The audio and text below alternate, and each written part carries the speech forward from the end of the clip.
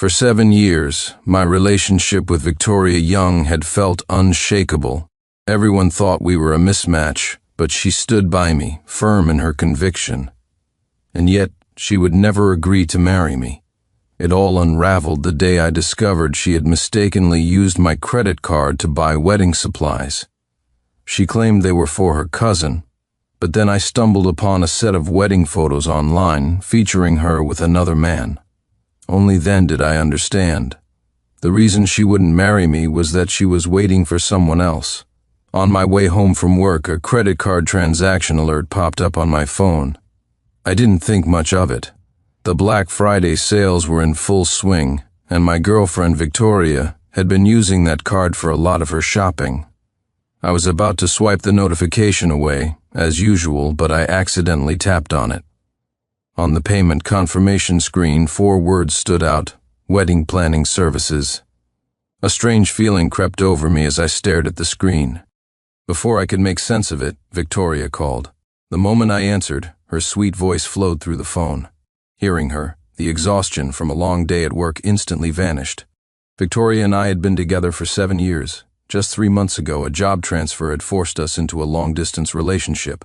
As soon as the call connected, Victoria brought up the payment. Lily was piggybacking on an order on my phone earlier and accidentally used your card at checkout, she explained. I'll make sure she treats you to a nice dinner to apologize when you're back. Victoria's cheerful explanation and lighthearted tone felt a little too deliberate, suppressing the odd feeling in my gut. I asked casually, "Why is she suddenly buying wedding supplies?" Victoria answered without missing a beat. "To get married, of course." Married? If I remembered correctly, Victoria's cousin, Lily Young, had just turned 20 this year. Before my transfer, I hadn't even heard she had a boyfriend. How could she be getting married after only 3 months? The question flickered in my mind for a moment before being replaced by a pang of envy. Victoria and I had been together for 7 long years, and we still weren't married. I had brought it up in our 3rd year together, but Victoria had shut it down flatly, saying she wasn't done enjoying our life as a couple. After that, whenever the topic of marriage came up, she would skillfully change the subject. I had always assumed she just wasn't ready to be tied down by marriage, but I couldn't help but envy those who found love and sealed it with a wedding. Lost in thought, I voiced my feelings aloud. "Vicky, when my transfer is over, let's get married too. I only had to stay in Anson City for a year before I could return to my old position." 3 months had already passed, leaving only 9 to go. A sense of anticipation bloomed in my chest, but Victoria remained silent on the other end of the line. Her silence was like a bucket of ice water dumped over my head, snapping me back to reality. Before I could say anything else, she finally spoke. "Let's talk about it after you're transferred back." It wasn't a direct refusal, but I could hear the dismissiveness in her voice. She still didn't want to marry me. I took a deep breath to compose myself and changed the subject. "When is your cousin's wedding? I can come back that day to be with you." The moment the words left my mouth, Victoria's rejection was swift and sharp. "No, don't," perhaps sensing her own intensity. She paused, her tone softening before she continued. "I mean, you don't need to take time off just for that. My cousin and I have it all planned out. I'm going to tag along on her honeymoon to do some sketching. Even if you came back, we wouldn't have much time together. It would be better if you just came back during a holiday. That's all. I have to go now." Without giving me a chance to respond, Victoria hastily hung up the phone. Chapter 2. Staring at the disconnected call, I stood by the side of the road, lost in silence. In the 3 months since my job transfer had separated us, Victoria had grown increasingly distant. When I called, she would often end the conversation abruptly, texting me much later with the excuse that she was busy. I kept telling myself not to overthink it, but a growing unease settled in my heart. I couldn't understand what had happened. We had been in love for 7 years. How could things change so drastically in less than 3 months? I walked back to my company dorm in a daze. Before bed, I was mindlessly scrolling through my social media feed when a blog titled "A Lamb's Secret Diary" caught my eye. My thumb froze. After a 10-year crush, my dream is finally coming true. The post was accompanied by a 9-image photo collage of wedding pictures. The couple in the photos was stunning and looked perfect together, but the sight made my breath catch in my throat. My eyes stung, blurring my vision. Because One of the people in the photos was my girlfriend, Victoria Young, who I had just spoken to that afternoon. The other person wasn't a complete stranger either. Once, while cleaning, I had found a photo album tucked away at the bottom of a small box where Victoria kept her valuables. The album was filled exclusively with pictures of this man. When she found me with it, she had reacted with uncharacteristic anger, warning me never to go through her things again. The next day, she was back to her usual self and even bought me a gift to apologize. I never even got the chance to ask her who the man in the photos was. Now that nearly forgotten memory resurfaced, hitting me like a boomerang. With trembling fingers, I clicked on her profile and began scrolling through her posts. My eyes landed on a post from exactly 3 months ago. 3 months ago, the same time I was transferred for work, and the same time the man from the photo album, Ethan Miller, had returned to the country. During the 3 months I was away, Victoria had used this account to document every little moment they spent together. No wonder she never had time for me. A bitter smile touched my lips. Refusing to give up, I kept scrolling. Before the 3-month mark, the posts were much less frequent, but the few that existed were enough to shatter me. He proposed to me again, but I still can't let you go. His build and style are so much like yours. It's like you're still by my side. The he she was referring to had to be me. As I read post after post, my eyes burned and an unbearable bitterness filled my heart. It didn't take long for me to find a post from 7 years ago. Maybe it's time I forgot about you. If it's not you, what difference does it make who I'm with? My gaze fell on the date of the post. It was from the day before Victoria had agreed to be my girlfriend. A wave of grief and rage washed over me, leaving me breathless. No wonder she had refused to marry me all these years. It turned out there was someone else she had been unable to forget for a decade. My 7 years of devotion couldn't compete with the man who lived in her heart. I didn't sleep at all that night. By the next morning, a strange calm had settled over me. I wanted to call and confront Victoria, but I didn't know what to say. On the 3rd day, I saw she had posted again. This time, it was a picture of a nearly finished wedding suite. Every detail showed just how much love and care she had poured into decorating it. I took a deep breath and dialed her number. She picked up quickly. The background was noisy. I cut straight to the point, my nerves stretched taut. "Vicky, is there anything you want to tell me?" Chapter 3.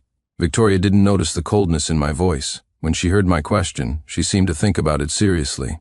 The noise around her quieted down, and I heard her say with a laugh, "Oh, I remember now, our 7-year anniversary is in 3 days. But it's okay if we miss one. Work has to come first." She spoke without a hint of deception. If I hadn't seen her secret blog and known she was getting married in 3 days, I probably wouldn't have suspected a thing. All I wanted now was to demand why she could maintain our relationship as if nothing was wrong when she was about to marry someone else. And had she ever truly loved me during these 7 years, but I held back. In a flat voice, I asked again, "The company gave me time off. I'll be free in 3 days. Are you sure you don't need me to come see you?"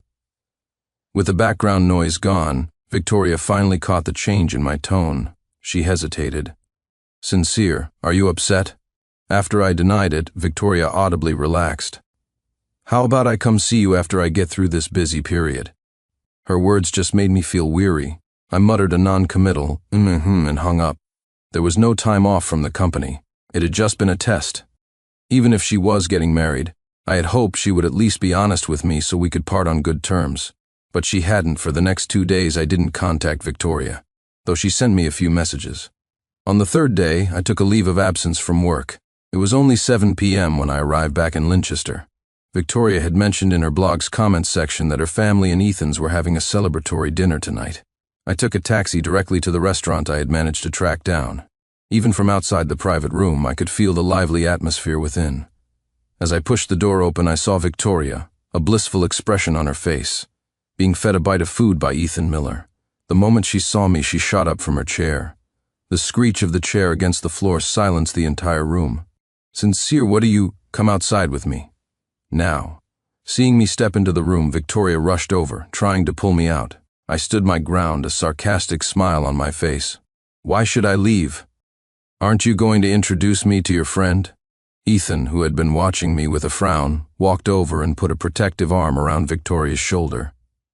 "Vicky, who is this?" Victoria stood trapped between us, her eyes darting around in distress. "Ethan, he's..." Before she could explain, her parents, Walter and Martha Young, approached with stern faces. They flanked Victoria, shielding her as if I were a threat. Their tone was condescending. "What are you doing here? Let me tell you, Victoria is getting married tomorrow. If you keep pestering her, I'll call the police and report you for harassment. Ethan's parents own a company overseas, and you? Look at yourself. An orphan with no parents. No matter how hard you work, you'll never be worth a single finger of his. If you don't want me to have security throw you out, you'll get lost right now." I looked at Victoria, hidden behind her parents, and a cold sneer formed on my lips. Because I was an orphan, no matter how hard I worked, even after I was quickly promoted to manager and gave her control of my salary, her parents had always opposed our relationship. That was why I had been so moved by Victoria's persistence. But now I knew the truth. She had told her parents that I was the one clinging to her, refusing to let her go. I had been her backup plan all along. Now that Ethan was back, the spare tire was no longer needed. Amid the chaos, Victoria suddenly blurted out, "He's my ex-boyfriend, Chapter 4, from across the room." I saw her eyes flicker, unable to meet mine. "He's just having a hard time accepting it and followed me here. I'll talk to him alone, convince him to leave." With that, Victoria pushed past her parents, grabbed my wrist, and quickly pulled me outside. She didn't stop until we were out of the restaurant. Then she turned to me, her face flushed with anger. "Sincere, why did you come back without telling me? Didn't I tell you?" I cut her off with a cold laugh. "Tell me not to come back so you could marry Ethan Miller without a hitch?" Victoria was speechless. After all, just a few days ago she had lied to me that her cousin Lily was the one getting married. "How did you find out?" I held out my hand. "That doesn't matter anymore. As of now, we're through. Give me my key back." 4 years after graduation, I had saved enough from my job and side hustles to buy a house and a car. The key to that house was in Victoria's possession. Victoria bit her lip and fumbled in her purse, pulling out the key.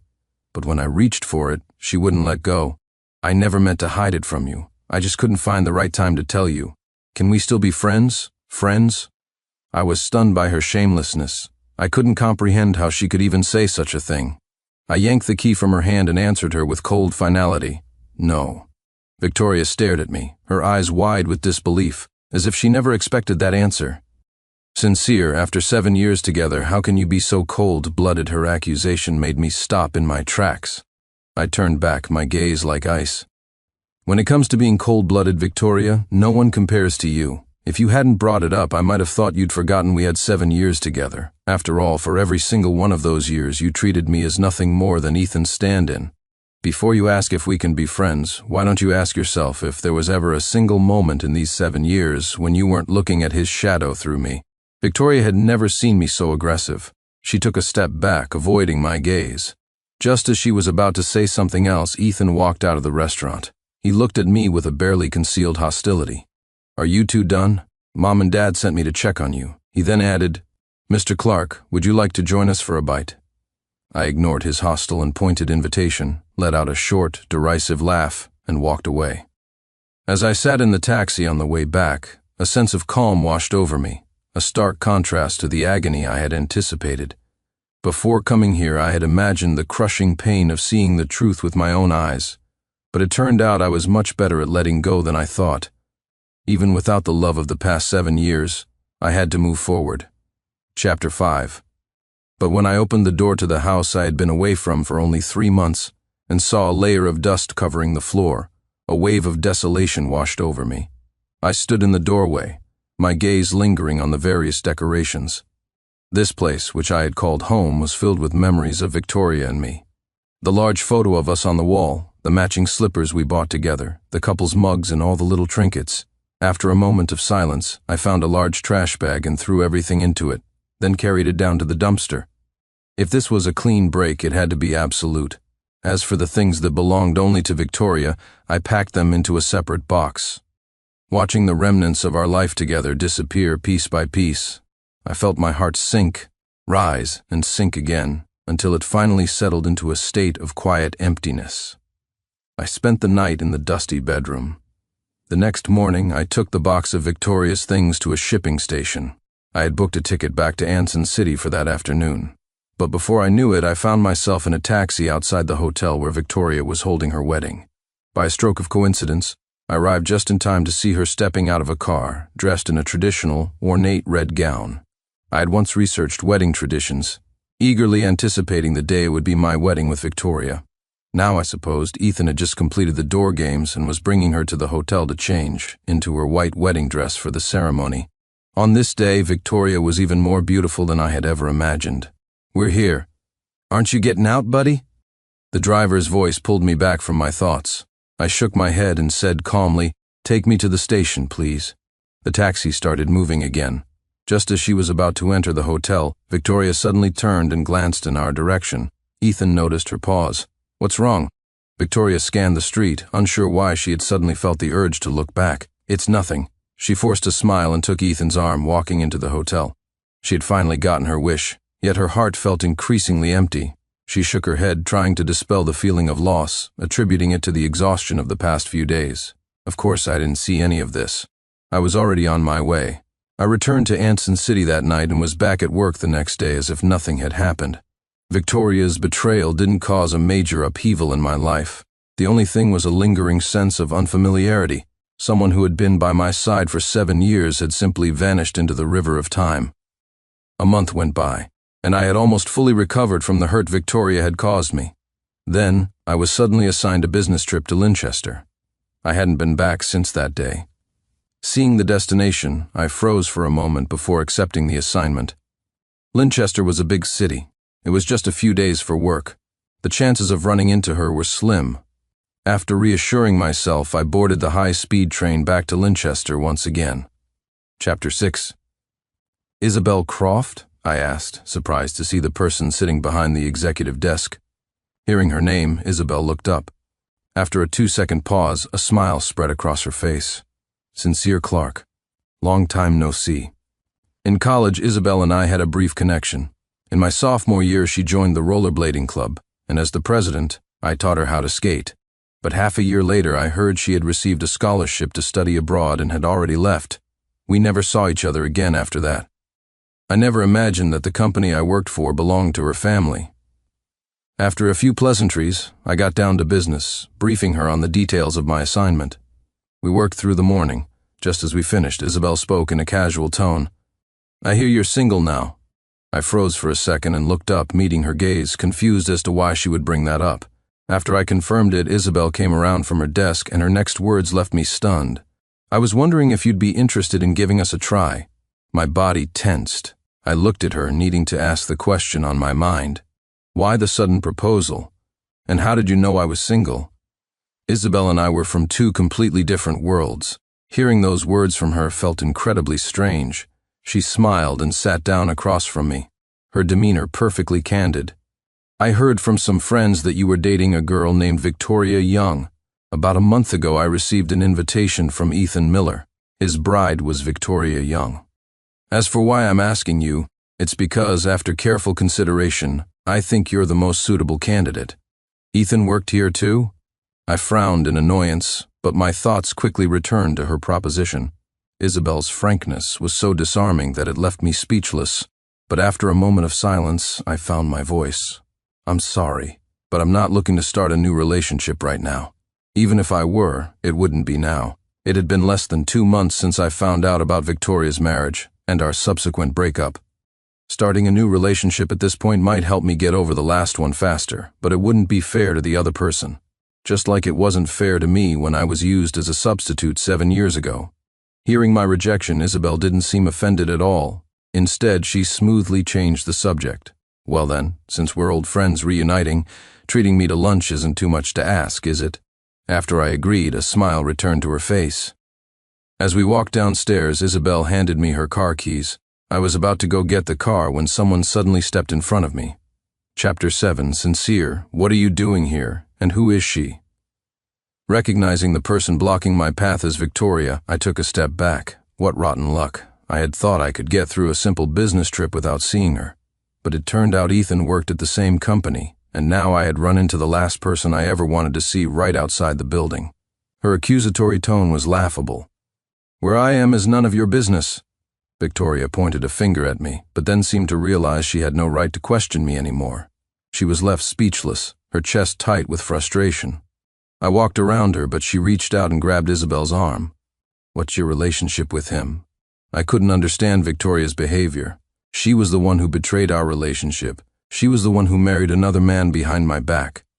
Now she was acting like a wife who had caught her husband cheating, shouting and demanding answers. I turned and gripped her wrist. She yelped in pain and instinctively let go of Isabel, looking at me with disbelief. Sincere, you'd hurt me for her? I thought you were so devoted. It's only been a month and you've already moved on. Our 7 years must have been an act for you. My heart, which I thought could no longer feel pain, clenched tightly at her accusation. Anyone could doubt my sincerity, but she was the one with the least right to. The feeling passed in an instant. I composed myself, my expression turning colder. I shoved her hand away, watching impassively as she stumbled and nearly fell. Do the questions you're asking have anything to do with you? And speaking of those 7 years, at least I wasn't the one living a lie. Victoria, I don't want this to get ugly, but if you push me, I can always find ways to make things difficult for you. Seeing her tremble at my words, I took Isabel's arm and led her to the passenger side of the car. By the time I was in the driver's seat, Victoria was still standing in front of the car. I didn't spare her another glance. I put the car in reverse and drove away in the opposite direction. In the rearview mirror, just as we were pulling away, I saw Ethan Miller appear from somewhere and pull Victoria into his arms. What I didn't know was that Ethan had been there since Victoria first confronted me. He had stayed back, only stepping in to comfort her after I had left. Even if I had known, I wouldn't have cared. I tore my eyes from the mirror and apologized to Isabel. I'm sorry. I never expected to run into her here, let alone drag you into it. Isabel just smiled, indicating it didn't bother her. It wasn't until the end of our meal that she brought up her earlier proposal. You can reconsider what I said earlier. Actually, there's something I didn't mention. I'm an only child, so if we were to get married, our first child would have to take my last name. I found out you're on your own, which is why I said you were the most suitable candidate. Besides, I trust your character. If you're open to it, I think we could start by getting to know each other. As for whether it will work out, time will tell, won't it? Looking at Isabel's sincere expression, before I even realized what I was doing, I heard the clink of our glasses as she raised hers to mine. Well then, I look forward to getting to know you. Boyfriend. Chapter 8. Somehow I had become Isabel Croft's boyfriend. Even a week later, as I finished my business trip and headed back to Anson City, I still felt a little dazed. I couldn't figure out what possessed me to agree to her proposal during that lunch. But what was done was done. There was no turning back, so I decided to just go with the flow. A month passed. My colleagues at the branch office knew I had a new girlfriend, but no one knew who she was. Isabel was, after all, the CEO's daughter. I didn't want to invite unnecessary complications by revealing too much. Besides, I had no intention of using my relationship with her for personal gain. As we continued to spend time together, my relationship with Isabel grew stronger and genuine feelings began to develop between us. As the new year approached, Isabel, knowing I would be alone, invited me to Linchester to celebrate with her family. I didn't refuse. Since we were a couple, I felt the man should be more proactive in nurturing the relationship. I took a few days off and went back early. I had already cleaned my house and stocked it with all the necessities Isabel might need for her occasional visits. On New Year's Eve, I was invited to the Crofts' home to ring in the new year with her parents. The Croft family was simple, just Richard and Helen, and their only daughter Isabel. The rest of the household staff were maids. Meeting her parents put my anxieties to rest.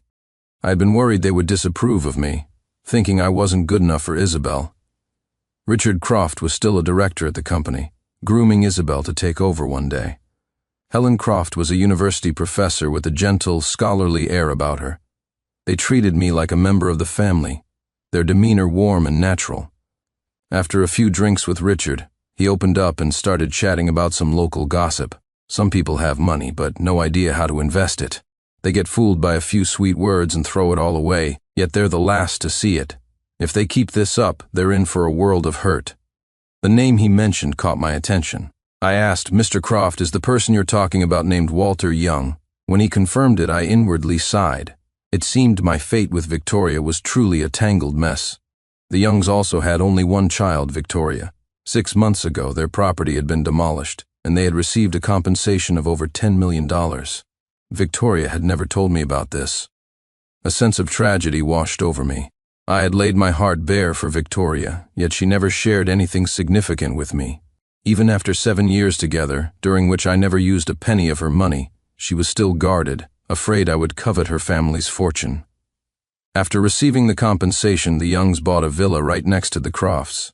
And the Walter Young that Richard was talking about was Victoria's father. As for the person who had swindled them, it was Ethan Miller.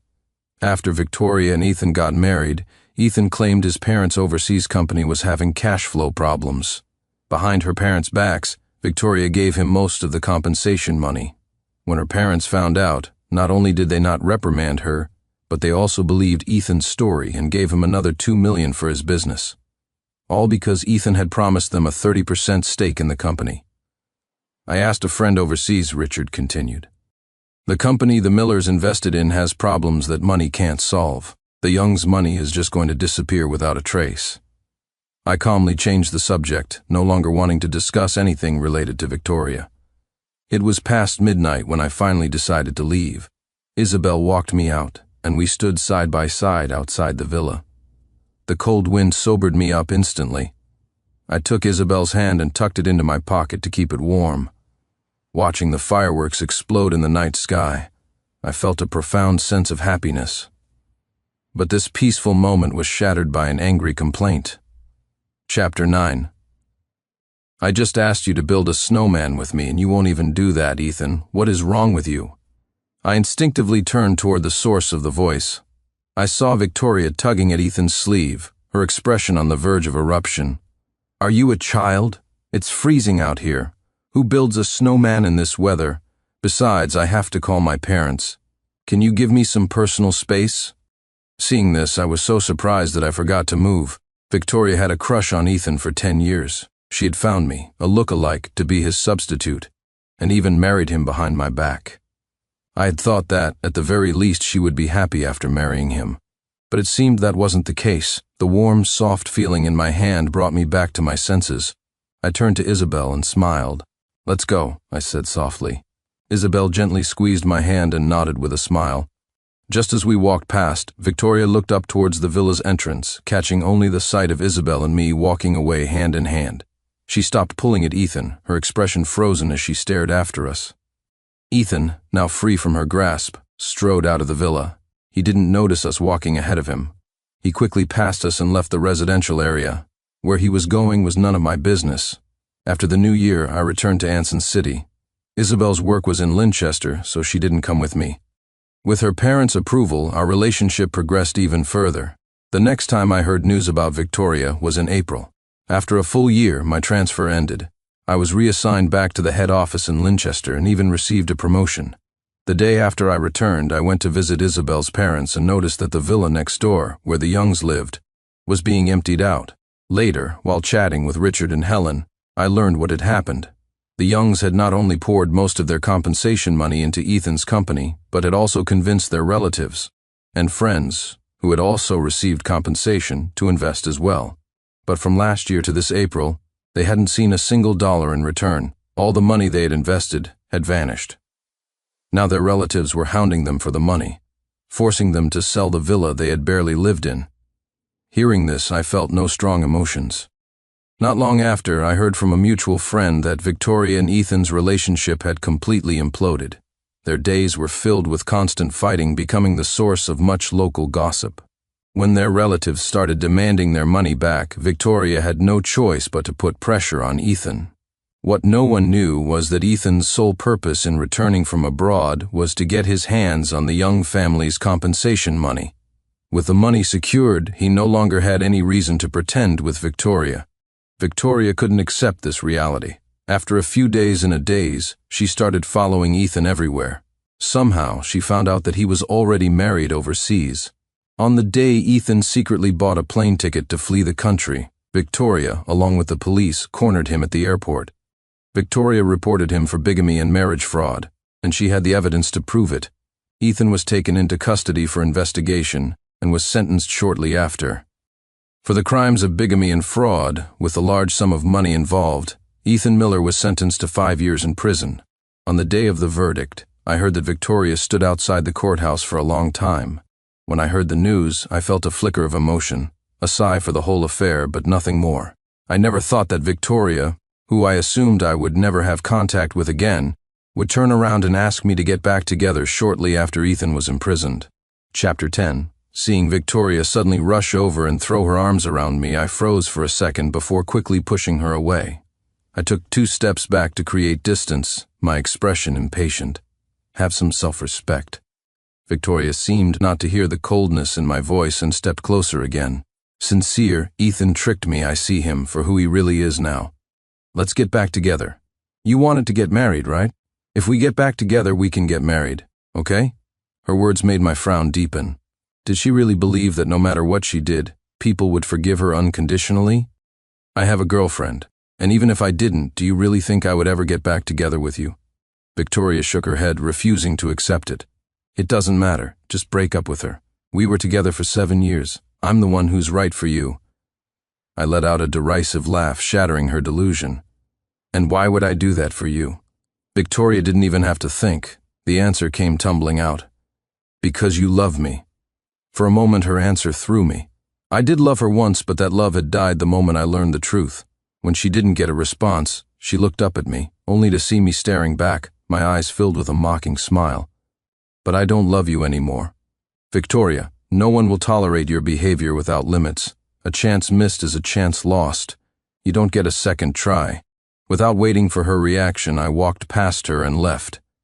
I thought that would be the end of it, but the next day after work, I was just a few minutes late coming downstairs and saw Isabel being cornered by Victoria. You should back off. Sincere and I were together for 7 years. Our bond isn't something you can compete with. I arrived just in time to hear her threat. Before I could speak, Isabel responded with calm indifference. You don't seem to understand. No matter how deep a connection is, it will wither if one person only takes and never gives. Your so-called 7 years are worthless to me. They're not a threat. And unlike you, I don't build my life around a man. Even if a relationship fails, I wouldn't end up like this. Perhaps stung by Isabel's undisguised scorn, Victoria suddenly raised her hand to slap her. I didn't give her the chance. I caught her wrist before her hand could land and shoved her away forcefully. I looked down at Victoria, who had fallen to the ground, my eyes filled with nothing but disgust. Victoria, do you have any idea how disgusting you look right now? I took Isabel's hand. From the ground, Victoria cried out, Sincere, after 7 years, how can you be so cruel?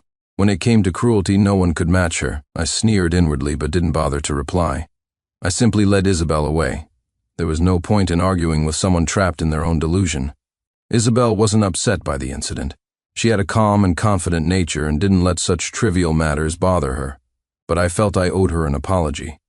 After talking it over, we decided to get engaged in a month and married the following year. After the news of our engagement spread, Victoria came looking for me 2 more times.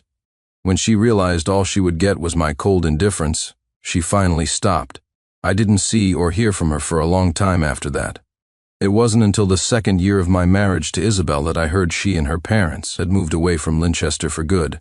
By then, Isabel and I had our first child, and our life together was happy and fulfilling.